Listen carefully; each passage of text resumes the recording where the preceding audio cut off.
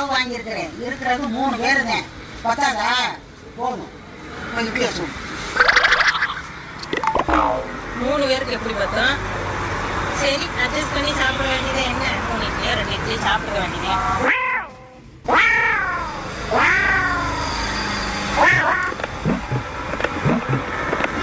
ஏய் பெரியவனே, வாடா நைட்டுக்கு இட்லி ஊத்துறேன். இப்படியெல்லாம் கூட்டிட்டு வந்துரு. உனக்கு பிடிச்ச தேங்காய் சட்னி வைக்கிறேன். அம்மா மறந்துடாத.